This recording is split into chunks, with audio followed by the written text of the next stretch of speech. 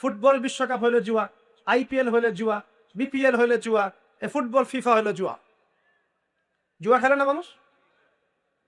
আর যে যুব সমাজ তাদের জীবনের উদ্দেশ্য জানে না, তাদের পক্ষেই সম্ভব এইসব মেসি, আর্জেন্টিনা, ব্রাজিল এইসব নিয়ে ব্যস্ত থাকে। যারা নিজেদের জীবনের উদ্দেশ্য জানে তাদের জন্য কোশ্চিন কালেও এখানে সময় নষ্ট করা সম্ভব না। দুনিয়ার জীবনটা কি খেলতামাশা? দুনিয়ার জীবনটা কি খেলতামাশার জন্য? আল্লাহ পাক যে হায়াতটা দিয়েছেন, ধরেন 50, 60 বা 100 বছর, এই হায়াতটা কে দিয়েছেন? এই সময়টার মালিক কে? তাহলে আল্লাহ যদি সময়ের মালিক হয়, আমি কেন সময় 1 ঘন্টা অপচয় করবো ওখানে বসে বসে? এই সময়টা কি আমার নাকি? সময়টা আমার বাপের নাকি? সময়টা কার? আল্লাহ। আল্লাহর দেওয়ার সময় আমি টিভি সেটের সামনে বসে বসে 1.5 ঘন্টা নষ্ট করে ফেললাম। খেললো 2টা দল, তালি বাজছে, আমি মাশাআল্লাহ। পাগলের মতো মানুষ মোটরসাইকেল নিয়ে ছুটছে, গাড়ি নিয়ে ছুটছে, সিগারেট খাচ্ছে, আরো যে কি কি খাচ্ছে, মেয়ে নিয়ে ঘুরছে, আর একটা পতাকা নিয়ে ঘুরছে। যে দেশের পতাকা নিয়ে ঘুরছে ওই দেশ জানেও না মনে হয় যে এই দেশে এই আমার সাপোর্টার আছে। হ্যাঁ, আর খেয়াল করে দেখবেন এই আয়োজনগুলো এখন করানো হচ্ছে মুসলিম দেশগুলোকে দিয়ে। মানে মুসলমানদের অবস্থা দেখলে এখন মনে হচ্ছে সুবহানাল্লাহ, যে হারাম একটা কাজকে জায়েজ করার যে কত তরিকা বের হয়েছে এখন। একটা মুসলিম কান্ট্রি জিতেছে, মানে ভাবখানা এমন যে এই জেতার ফলে আমরা ইসলামী খেলাফত কায়েম করে ফেলেছি এখানে। ভাবখানা এমন যে কুফফারদের সাথে মনে হয় যুদ্ধ জিহাদ করে বিশ্বের বুকে ইসলাম কায়েম করে ফেলেছে। ভাবখানা এমন। এই স্টেডিয়াম গুলো করতে কত কোটি বিলিয়ন বিলিয়ন ডলার খরচ করতে হয়েছে, কত শ্রমিক যে এই স্টেডিয়াম গুলো বানাতে মারা গেছে তোমরা জানোই না। কি হচ্ছে এখানে? পশ্চিমারা আসছে, এনজয় করছে, খেলাধুলা হচ্ছে। বিষয়টা কি জানেন? আমাদেরকে এই খেলাধুলার অহেতুক কাজে ব্যস্ত করে দিয়ে ওরা ওদের এজেন্ডা বাস্তবায়ন করছে। দেখবেন যখন যখন রমজান মাস আসে তখন তখন দেখবেন মুসলিম কান্ট্রির উপর নির্যাতন বাড়ে। যখন যখন বড় বড় ইভেন্ট হয়, ওয়ার্ল্ড কাপ, এটা সেটা, দেখবেন ভিতরে ভিতরে মুসলিম কান্ট্রির উপর নির্যাতন বাড়তে থাকে। মানুষ একদিকে তাকায় থাকে, আরেকদিকে উদ্দেশ্য সাধন করতে থাকে। বুঝাচ্ছি বিষয়। আপনার 5টা বাচ্চা আছে মনে করেন, খুব জ্বালায়, কান্নাকাটি করে, হইচই করে, আর আপনি মোবাইল ফোনটা বের করে দিয়ে বলেছেন বাবা বস, তোরা 5জন মিলে একটা কার্টুন দেখ, আমি একটু কাজটা করি। দিয়ে দিলেন, ও কার্টুন দেখছে চুপচাপ, কেউ কোনো ডিস্টার্ব নয়। আর বুঝতে পারছেন? আর এই যে বাচ্চাগুলো কার্টুন দেখছে না, এগুলো হচ্ছে আমরা আর কি। আর ওই যে কাজ করছে বাঘ, এটা হচ্ছে ওরা। আমার কথা কি বুঝতে পারেন? আচ্ছা, আমি সহজ করার চেষ্টা করছি। প্রিয় যুব ভাইরা, মেয়ে তো উন্মুক্ত করে দিয়েছেই, মাদক তো দিয়েছেই, জুয়া দিয়েছে, অহেতুক এসব খেলতামাশা দিয়েছে তোমার সামনে, তোমার সময় কেড়ে নেওয়ার জন্য, তোমার হায়াত কেড়ে নেওয়ার জন্য। তোমার মূল্যবান হায়াত, যে হায়াতটাকে তুমি আল্লাহর পথে দাওয়াতের কাজে ব্যয় করবা, দিন চর্চার কাজে ব্যয় করবা, আল্লাহর ইবাদতের কাজে ব্যয় করবা, আমর বিল মারুফ নাহি আনিল মুনকারের কাজ করবা, এই সময়টা ওরা কেড়ে নিয়েছে তোমার কাছে। বুঝতে পারছো না তুমি? আবার নেশা দিয়ে তোমার ভিতরটা নষ্ট করে ফেলেছে, জেনা দিয়ে তোমার অন্তরের নূর নষ্ট করে দিয়েছে, ফ্রি মিক্সিং দিয়ে জেনা এবং তোমার যে পবিত্রতা, চারিত্রিক পবিত্রতা নষ্ট করে দিয়েছে। আরো দিয়েছে পর্নোগ্রাফি, কর্নোগ্রাফি। বেশিরভাগ যুব সমাজ এখন বাসায় গিয়ে রাতের বেলা পর্ন দেখে। দেখা যায় সারাদিন ভালো কাজ করে, বাসায় গিয়ে রাতের বেলা পর্ন দেখে। পর্নোগ্রাফি দেখে না বা দেখে নাই কখনো এমন একটা ছেলে খুঁজে পাওয়া যাবে না। আর যখন আপনি এগুলোতে অভ্যস্ত হয়ে যাবেন তখন শরীর খারাপ হয়ে যাবে, মন ভালো থাকবে না, আপনি একাকী গোপন পাপ করবেন, শরীর দুর্বল হয়ে পড়বে। একটা মেয়ের দিকে আপনি সম্মানের চোখে তাকাতে পারবেন না, মনে হবে মেয়ে মানেই মনে হয় ভোগের বস্তু। পর্নে আসক্ত যারা, তারা কোনো কাজে শান্তি পায় না, অস্থির। এমনকি তারা যদি বিয়ে শাদীও করে তবু বৈবাহিক জীবনে সুখী হতে পারে না। কেন জানেন? নিজের শক্তি ক্ষমতাগুলো আগেই নষ্ট করে ফেলেছে। এবং অনেকগুলো মেয়ে যখন আপনি দেখবেন নগ্ন, তখন আপনার স্ত্রীকে আপনার কাছে সুন্দর মনে হবে না। আর মনে হবে এই এই মেয়ের চেয়ে মনে হয় ওই মেয়েটা সুন্দর, এর চেয়ে মনে হয় ওইটা সুন্দর। আর মেয়ের প্রতি সম্মান তো থাকবেই না, মেয়েকে মনে হবে একটা ভোগের বস্তু। যত বেশি পর্নোগ্রাফি বেড়েছে তত ধর্ষণ বেড়েছে, দেখেছেন? পর্ন যত বেড়েছে ধর্ষণ তত বেড়েছে। এমনকি ছোট ছোট বাচ্চারা পর্যন্ত রেহাই পাচ্ছে না, দেখেন না? ছোট ছোট বাচ্চা, 5 বছর 10 বছরের বাচ্চারা, মেয়ে বাচ্চাদের কথা বলছি, এদেরকেও ধর্ষণ করা হচ্ছে। যাদের ঘরে কন্যা সন্তান আছে তারা খুবই এখন মানে বিপর্যয়ের মধ্যে আছেন আপনারা, আমরা। কারণ সমাজটা তো নষ্ট হয়ে যাচ্ছে। আপনার মেয়েকে কতদিন ঘরে রাখবেন? বাইরে তো পাঠাতেই হবে। বাইরে পাঠালে দেখবেন মেয়ের সম্মান নাই, পর্দা নাই। মেয়েকে জোর করে ধর্ষণ করা হচ্ছে, বাসে, ট্রেনে, অটোতে, অমুকে তমুকে, ট্রাকে মেয়েকে ধর্ষণ করা হচ্ছে। আর প্রত্যেক ধর্ষকের তো আর ইসলামিক ভাবে বিচার হচ্ছে না, হচ্ছে? যদি একটা এলাকায় ধর্ষণ হতো আর ধর্ষককে জনসমুখে ডেকে ফাঁসি দেওয়া হতো না, তাহলে দেখতেন যে ওই এলাকায় ধর্ষণ বাড়তো না, কমে যেত। যদি একটা এলাকার চোরদেরকে জনসমুখে নিয়ে এসে হাত কেটে ফেলা হতো, তাহলে বুঝতেন চুরি কাকে বলে। ভয়ে চুরি করতে পারতো না মানুষ। আর ভাগ্য ভালো যে এই নিয়মগুলো এখন নাই। কেন ভাগ্য ভালো বললাম? ভাগ্য ভালো কেন বললাম? কারণ এই নিয়ম যদি এই মুহূর্তে চালু করা হয়, এই মুহূর্তে যে এখন এই সেকেন্ডের মধ্যে চালু করা হয়, তাহলে অনেক বড় বড় রাঘব বোয়াল যারা আছে ওদের হাত থাকবে না। কথা বুঝতে পারছেন না?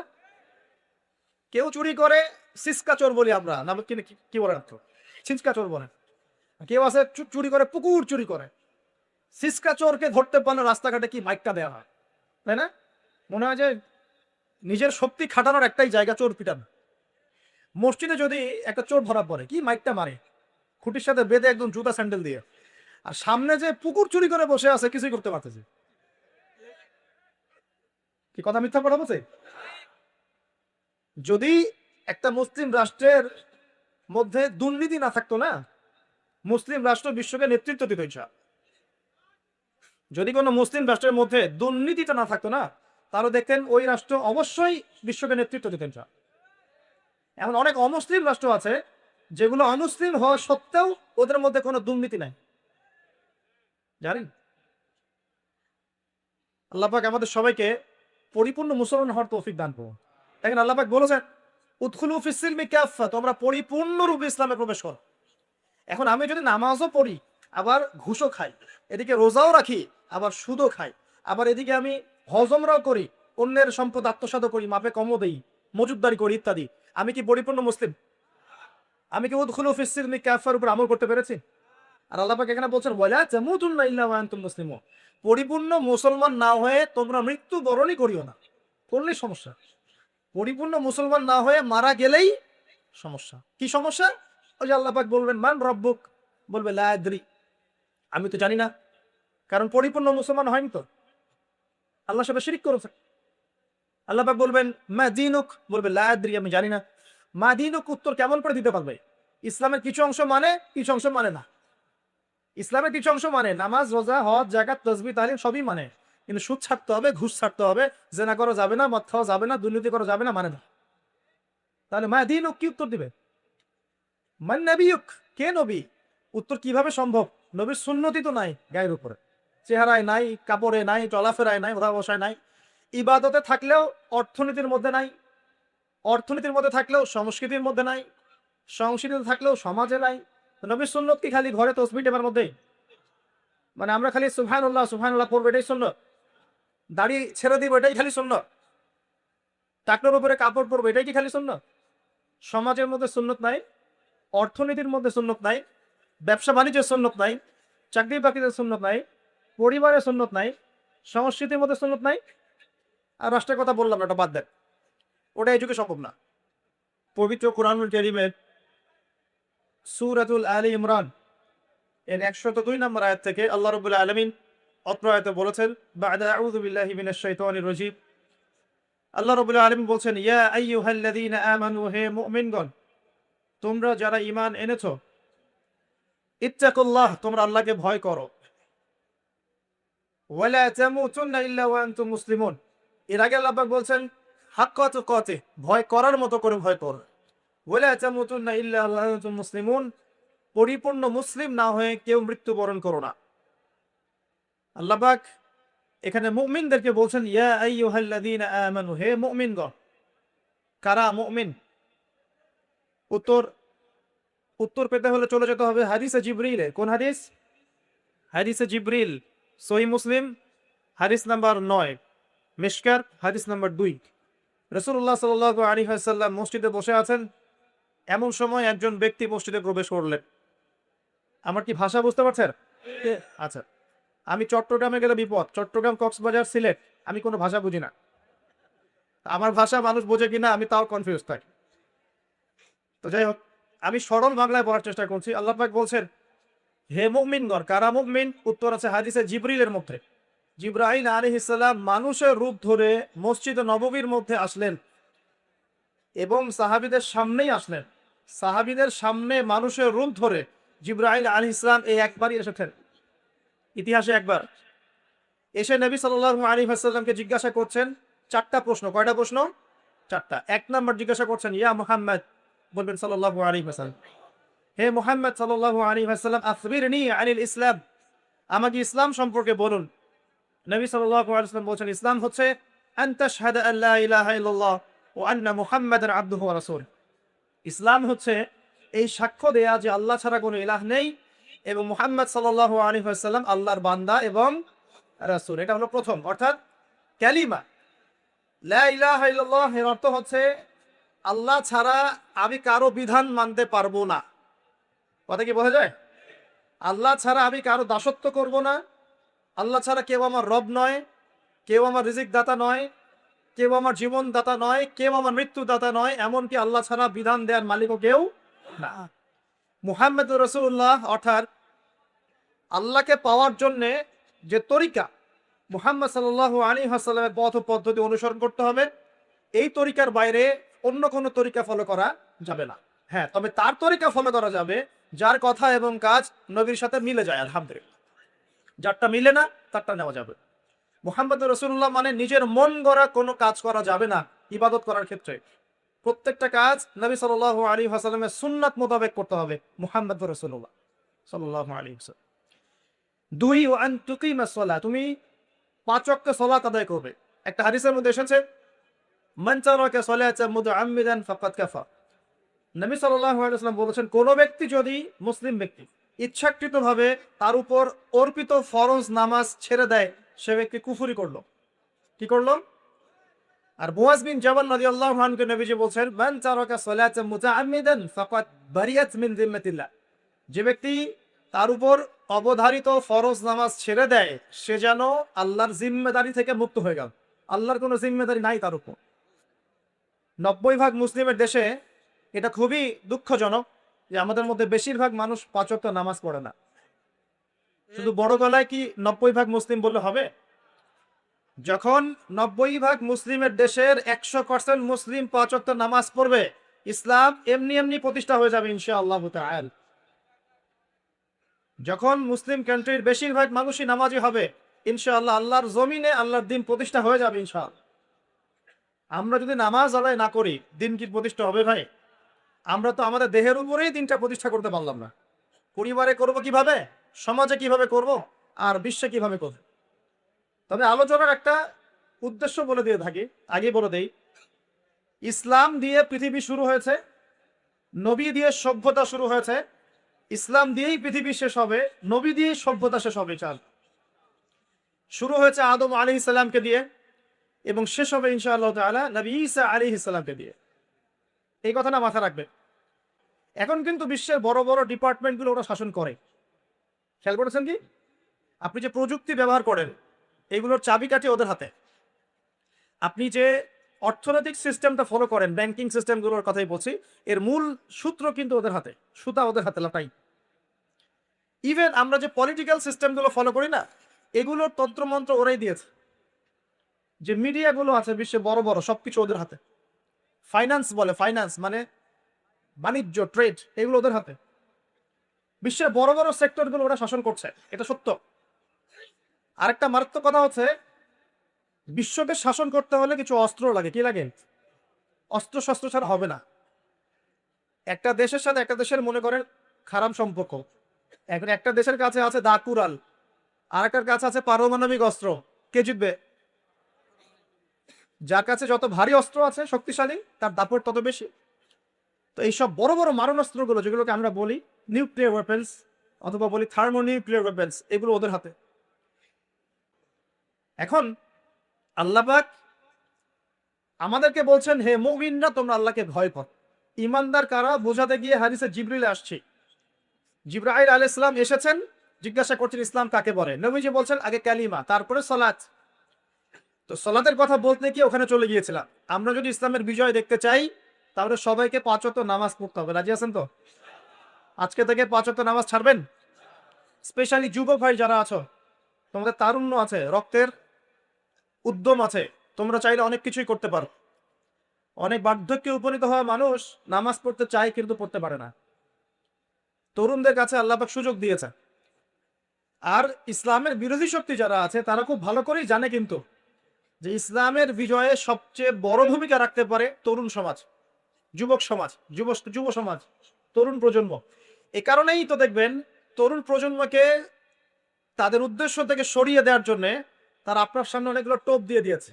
দেখাবো টোপ কয়েকটা। এক নাম্বার টোপ দিয়েছে মেয়ে নারী জাতি। মেয়েদেরকে বেপর্দা করে তোমার সামনে উপস্থাপন করে দিয়েছে, ফ্রি মিক্সিং। এখন তুমি আর ইমান ধরে রাখতে পারছো না। এটা পরিকল্পিত ছিল, কারণ আল্লাহ পাক বলছেন যুয়িনা লিন-নাস হুব্বুশ শাহাওয়াতি মিনান নিসা। মানুষের জন্য সবচেয়ে যে আকর্ষণীয় বিষয়গুলো তার মধ্যে এক নাম্বার হচ্ছে মহিলা, মানে মেয়ে, নারী জাতি। এটা আমাদের কাছে সবচেয়ে আকর্ষণীয়। আল্লাহ পাকের সবচেয়ে সুন্দর সৃষ্টিকে মানুষ না, মানুষের মধ্যে আল্লাহ পাকের সবচেয়ে শ্রেষ্ঠ সৃষ্টিকে নারী জাতি। আল্লাহ পাক তাদেরকে সুন্দর করে সৃষ্টি করেছেন, তাই না কি? এ কারণে পুরুষদের সবচেয়ে আকর্ষণের জায়গা কোনটা? নারী জাতি। এ কারণে মেয়েদেরকে বেপর্দা করে তোমার সামনে ছেড়ে দেওয়া হয়েছে। জেনা বেড়েছে, ব্যভিচার বেড়েছে, ফ্রি মিক্সিং বেড়েছে, ধর্ষণ বেড়েছে, এই যে হারাম প্রেমের সম্পর্কগুলো বেড়েছে। যুবকেরা তাদের জীবনের উদ্দেশ্য ভুলে গেছে। আমার কথা কি বুঝতে পারছেন? আচ্ছা, এটা এক নাম্বার। দুই, মাদক। যুবকদের সামনে মাদকের সহজলভ্যতা। চাইলেই হাত বাড়ালেই মাদক, হাত বাড়ালেই ইয়াবা, হাত বাড়ালেই ফেন্সিডিল, হাত বাড়ালেই হেরোইন, তাই না? কথা ঠিক না বেঠিক? যদি কেউ চায় যে আমি আজকে রাত্রে মাদক খাবো, সে পারবে? হাত বাড়ালেই পারবে। এখনকার সমাজ এমন, যদি কেউ চায় যে আজকের রাত্রে আমি পতিতালয়ে গিয়ে রাত কাটাবো, সে পারবে? 500 টাকা 1000 টাকার বিনিময়ে মানুষ এখন জেনা করতে পারে, পারে না? 5 টাকা 10 টাকা 50-100 টাকা দিয়ে মানুষ এখন ইয়াবা কিনে খেতে পারে। আর যারা সীমান্তবর্তী অঞ্চলে আছে তারা আরো ভালো জানেন আমার কথা কতটুক সত্য কতটুক মিথ্যা। যুবকদের সামনে মাদক এমনি দেওয়া হয় নাই। উদ্দেশ্য কি? তোমার দ্বারা ইসলামের বিজয় সম্ভব ছিল। মাদক সেবন করায় তোমাকে সরাই দিয়েছে ওই রাস্তা থেকে। কথা বুঝতে পারছো? খুব সতর্ক। 3 নাম্বার, জুয়া। তোমার সামনে জুয়া দিয়ে দিয়েছে, জুয়া। ফুটবল বিশ্বকাপ হইলে জুয়া, IPL হইলে জুয়া, BPL হইলে জুয়া, ফুটবল ফিফা হইলে জুয়া। জুয়া খেলে না মানুষ।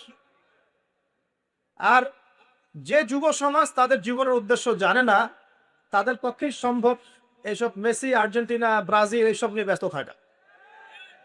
যারা নিজেদের জীবনের উদ্দেশ্য জানে তাদের জন্য কোশ্চিন কালেও এখানে সময় নষ্ট করা সম্ভব না। দুনিয়ার জীবনটা কি খেলতামাশা? দুনিয়ার জীবনটা কি খেলতামাশার জন্য? আল্লাহ পাক যে হায়াতটা দিয়েছেন, ধরেন 50, 60 বা 100 বছর, এই হায়াতটা কে দিয়েছে? এই সময়টার মালিক কে? তাহলে আল্লাহ যদি সময়ের মালিক হয়, আমি কেন সময় 1 ঘন্টা অপচয় করবো ওখানে বসে বসে? এই সময়টা কি আমার নাকি? সময়টা আমার বাপের নাকি?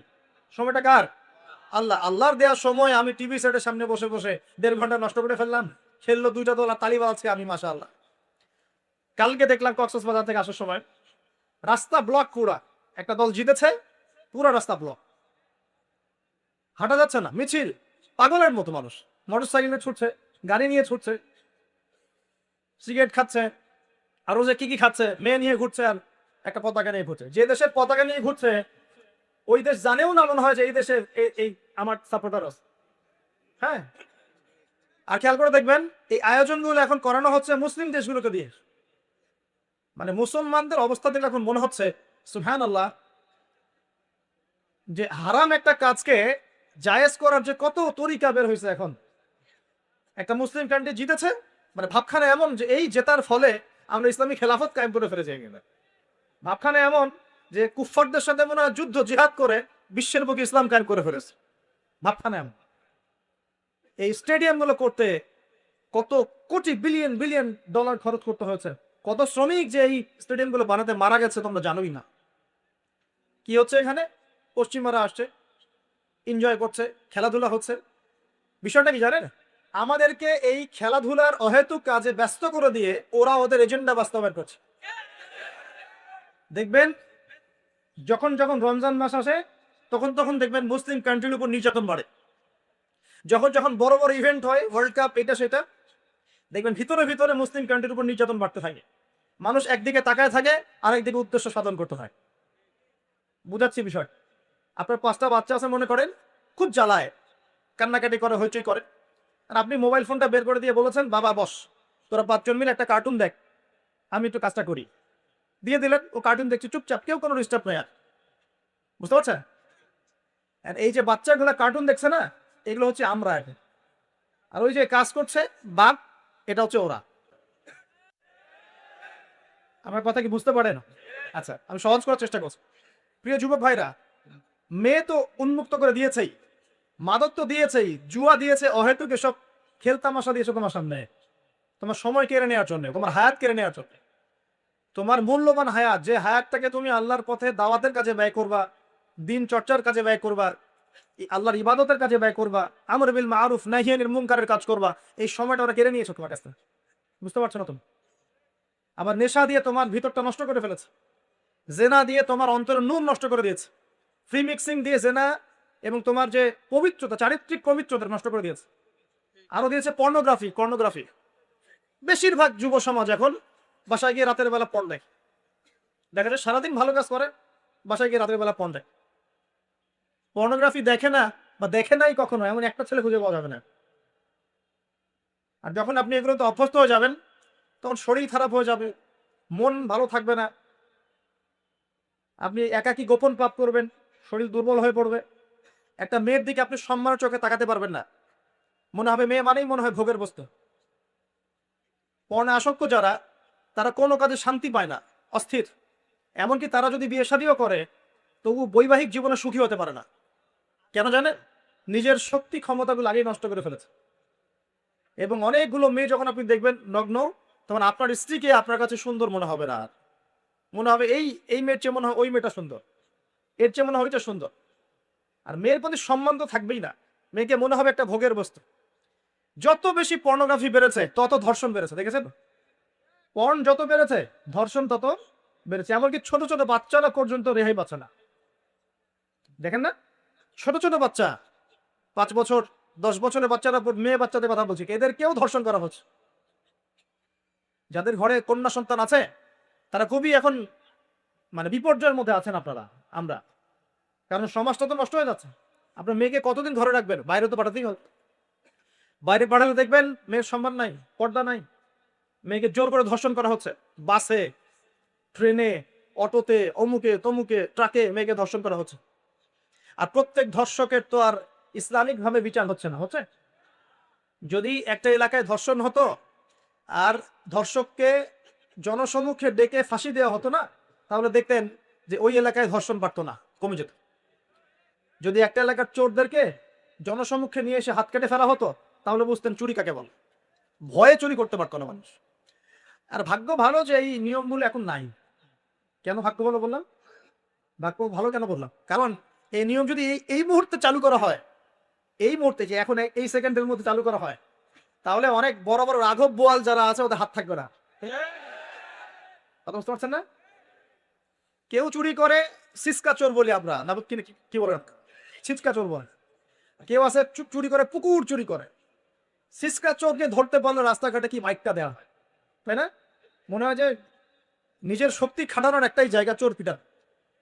মসজিদে যদি একটা চোর ধরা পড়ে, কি মাইকটা মারে, খুঁটির সাথে বেঁধে একদম জুতা স্যান্ডেল দিয়ে। আর সামনে যে পুকুর চুরি করে বসে আছে, কিছুই করতে পারতেছে। কি কথা মিথ্যা কথা বলছে? যদি একটা মুসলিম রাষ্ট্রের মধ্যে দুর্নীতি না থাকতো না, মুসলিম রাষ্ট্র বিশ্বকে নেতৃত্ব দিত। ইচ্ছা যদি কোনো মুসলিম রাষ্ট্রের মধ্যে দুর্নীতিটা না থাকতো না, তাহলে দেখতেন ওই রাষ্ট্র অবশ্যই বিশ্বকে নেতৃত্ব দিত। ইচ্ছা এমন অনেক অমুসলিম রাষ্ট্র আছে যেগুলো অমুসলিম হওয়া সত্ত্বেও ওদের মধ্যে কোনো দুর্নীতি নাই, জানেন? আল্লাহ পাক আমাদের সবাইকে পরিপূর্ণ মুসলমান হওয়ার তৌফিক দান করুন। দেখেন আল্লাহ পাক বলেছেন, উদখুলু ফিস সিলমি কাফা, তোমরা পরিপূর্ণরূপে ইসলামে প্রবেশ করো। এখন আমি যদি নামাজও পড়ি, আবার ঘুষও খাই, এদিকে রোজাও রাখি, আবার সুদও খাই, আবার এদিকে আমি হজমরাও করি, অন্যের সম্পদ আত্মসাৎ করি, মাপে কমও দেই, মজুদদারি করি ইত্যাদি, আমি কি পরিপূর্ণ মুসলিম? আমি কি উদখুলু ফিস সিলমি কাফার উপর আমল করতে পেরেছি? আর আল্লাহ পাক এখানে বলছেন, ওয়ালা তামুতুন্না ইল্লা ওয়া আনতুম মুসলিমুন, পরিপূর্ণ মুসলমান না হয়ে তোমরা মৃত্যুবরণই করিও না। করলেই সমস্যা। পরিপূর্ণ মুসলমান না হয়ে মারা গেলেই সমস্যা। কি সমস্যা? ওই যে আল্লাহ পাক বলবেন মান রব্বুক, বলবে লা আদরি, আমি তো জানি না, কারণ পরিপূর্ণ মুসলমান হয়নি তো, আল্লাহর সাথে শিরক করে থাকি। আল্লাহ পাক বলবেন মা দীনুক, বলবে লা আদরি, আমি জানি না। মা দীনুক উত্তর কেমন করে দিতে পারবে? ইসলামের কিছু অংশ মানে, কিছু অংশ মানে না। ইসলামের কিছু অংশ মানে, নামাজ, রোজা, হজ, যাকাত, তাসবিহ, তাহলিল সবই মানে, কিন্তু সুদ ছাড়তে হবে, ঘুষ ছাড়তে হবে, জেনা করা যাবে না, মদ খাওয়া যাবে না, দুর্নীতি করা যাবে না, মানে না। তাহলে মা দীনুক কি উত্তর দিবে? মান নবিয়ুক, কে নবী? উত্তর কিভাবে সম্ভব? নবীর সুন্নতি তো নাই গায়ের উপরে, চেহারায় নাই, কাপড়ে নাই, চলাফেরায় নাই, ওঠা বসায় নাই, ইবাদতে থাকলেও অর্থনীতির মধ্যে নাই, অর্থনীতির মধ্যে থাকলেও সংস্কৃতির মধ্যে নাই, সংস্কৃতিতে থাকলেও সমাজে নাই। তো নবীর সুন্নত কি খালি ঘরে তসবিহ টেপার মধ্যেই? মানে আমরা খালি সুবহানাল্লাহ সুবহানাল্লাহ পড়বো এটাই সুন্নত? দাড়ি ছেড়ে দিব এটাই খালি সুন্নত? টাকনোর উপরে কাপড় পরবো এটাই কি খালি সুন্নত? সমাজের মধ্যে সুন্নত নাই, অর্থনীতির মধ্যে সুন্নত নাই, ব্যবসা বাণিজ্যের সুন্নত নাই, চাকরি বাকরিতে সুন্নত নাই, পরিবারে সুন্নত নাই, সংস্কৃতির মধ্যে সুন্নত নাই, আর রাষ্ট্রের কথা বললাম না, ওটা বাদ দেন, ওটা এই যুগে সম্ভব না। ইল্লা মাশা আল্লাহ, যদি আল্লাহ পাক না চান। ওইদিকে আমি কথাই বলতে যাচ্ছি না, আমি সমাজ সমাজ পর্যন্তই কাছে এর উপর যাচ্ছে। তো প্রিয় ভাইরা, যুবক ভাইদের কথা বলে আমি সামনে যাব। এক নাম্বার কি বলেছি, তোমরা সতর্ক থাকবে মেয়ে থেকে। কি থেকে? মেয়ে থেকে 100 হাত দূরে। 100 হাত মানে, আমি বলি, পরামর্শ দেই, আমি তোমাদের ভাইয়ের মতো, ছোট হই আর বড় হই। আর আমাকে এসব আল্লামা সাহেব এসব বড় দরকার নাই, আমি একদম তালেবের ইলম। এখানে বড় বড় অনেক আলেম ওলামায়ে কেরাম আছেন, আমি খুব বিব্রত বোধ করছি কথা বলতে। আমি জানি যে হকপন্থী ওলামায়ে কেরাম যারা, তারা আমাদের মতো অনলাইনেও আসেন না, এই ফেসবুক ইউটিউবে ভিডিও পাবেন না, এমনও আলেম বাংলাদেশে আছেন জানেন, যারা বহু আলেম তৈরি করছেন, মাদ্রাসা খেদমত করছেন। তো তাদের সামনে আমাদেরকে যখন এইভাবে টাইটেল দেন, লজ্জা লাগে, বিব্রত বোধ করি। শেখার কোনো শেষ নাই। আমি আসলে মনে করতাম যে, আমি যখন ইন্টারমিডিয়েটের পর থেকে চর্চা করা শুরু করছি, অনার্স মাস্টার্স পর্যন্ত, মনে করছি যে হ্যাঁ, মনে হয় ইসলাম সম্পর্কে ভালোই জানছি। তারপর যখন কওমি আলেমদের কাছে পড়তে শুরু করলাম, বলি এগুলো ভিতরের কথা, খোলামেলা বলি, গল্প করছি আপনাদের সাথে, তা করছেন নাকি? তখন বুঝলাম যে বিগত 5-7 বছরে তো আমি কিছু পড়াশোনা করছি বলে মনে হচ্ছে না। যেমন একটা হাদিস শো করে বললাম, দোস্তার, এই যে আল্লাহ রাসূল সাল্লাল্লাহু আলাইহি ওয়াসাল্লাম বলেছেন যে একজন মুমিন ব্যক্তি আরেকজন মুমিন ব্যক্তির আয়না স্বরূপ। কি স্বরূপ? আয়না স্বরূপ। তো আমি যদি অনলাইনে কোনো ভাইয়ের ভুল ধরিয়ে দেই সমালোচনার মাধ্যমে, তাহলে কি আমি হাদিসের উপর আমল করলাম না? তখন অবস্থা মিটিমিটি হাসছেন, বলছেন যে তোমার তো টুকটাক অ্যারাবিক গ্রামারের বেস ভালোই, তোমার কি মনে হয়? আমি বললাম যে আমার কাছে তো এটাই মনে হচ্ছে যে আমি যদি সমালোচনা করি, আমি তো এই আমর বিল মারুফ নাহিল মুনকারের কাজই করলাম। তো তিনি বলছেন আসলে এই হাদিসের ব্যাখ্যা আমি পড়াই। কেমন ব্যাখ্যা? তুমি কি খেয়াল করো নাই? আমাকে বলছো, তুমি কি খেয়াল করো নাই? তুমি যখন আয়নার সামনে গিয়ে দাঁড়াও, তখন আয়না কিন্তু তোমার সাথে কথা বলে না। আয়না নীরব থাকে, স্থির থাকে, কিন্তু তোমার দোষ ত্রুটি কোথায় আয়না কিন্তু দেখিয়ে দেয়। মনে করেন, বুঝাচ্ছি, মনে করেন আপনার গাল কেটে গেছে, আপনি আয়নার সামনে দাঁড়িয়েছেন, আয়না কিন্তু আপনাকে বলে দিবে না এই যে তোমার গাল কাটা, এই ছেলে তোমার গাল কাটা, হ্যাঁ এই মেয়ে, এই ছেলে তোমার এই সমস্যা ওই সমস্যা, বলবে? চুপচাপ থাকবে, আয়না দেখিয়ে দিবে আপনার ভুলটা কোথায়। তো তিনি আমাকে হাদিসের ব্যাখ্যা শিখাচ্ছেন, বলছেন যে একজন মুমিন ভাই যদি কোনো ভুলের উপর থাকে, তুমি সঠিকটা আমল করে ওর সামনে দাঁড়িয়ে দেখিয়ে দিবে যেটা সঠিক। তো বুঝলাম, যতদিন যাচ্ছে আমি বুঝতে পারছি যে আসলে এই জ্ঞানের সমুদ্র যে কত গভীর, 100 বছর হায়াত দিলেও মনে হয় শেষ করতে পারবে না। তো প্রিয় যুবক